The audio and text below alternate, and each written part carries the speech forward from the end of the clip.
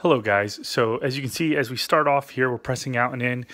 What we do have here is a ball between our legs trying to encourage the VMO to fire by using the adductors and the fibers that connect into the VMO from the adductors.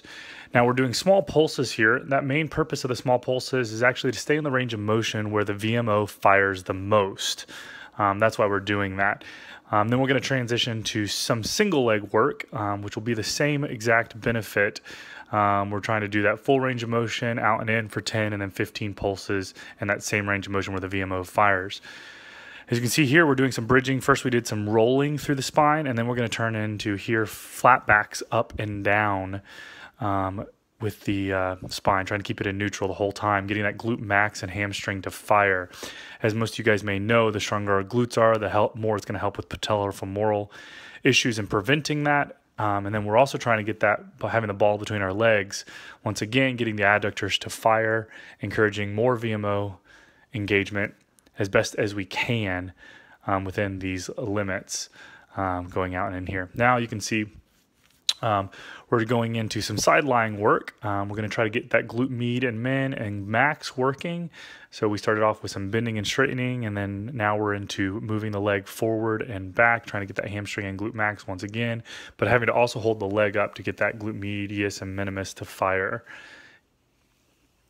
Once we finish that, we're actually going to transition on into some open books. But if you notice, by having the strap on there, it's keeping tension in our posterior chain so that our adductor isn't, our hip flexors aren't taking over, that TFL isn't taking over. It actually encourages the glute medius and minimus and glute max to really stay engaged.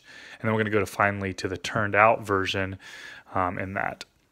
Now we're going to do some standing leg work. Really important for us to stay in neutral as best as we can as we press out and in. Obviously, this is abduction work, which is going to be really encouraging that glute medius and minimus. And then now we're squatting up and down. While we're doing the squatting up and down, that is also going to try to help us stabilize as best as we can in that movement. Now we have a adductor exercise, but if you notice we're in internal rotation. Because we're in internal rotation, it's encouraging once again that VMO to fire. We're pulling inward using our adductors.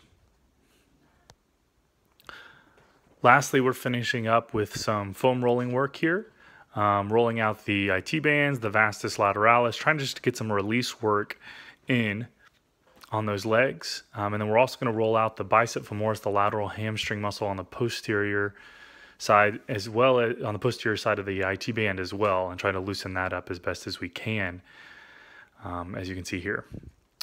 Then we're going to finish up with a little lunge stretch. In that lunge stretch, we're trying to first get into the deep hip flexors, so the psoas and the iliacus, and then after that we're going to lunge a little bit further forward and try to get that rectus femoris to lengthen as well as best as we can. And then we're going to finish up on the barrel with a quadricep stretch here, just opening up those quads as best as we can. Hope you guys enjoyed the video. Thanks a lot for watching. Stay tuned for more.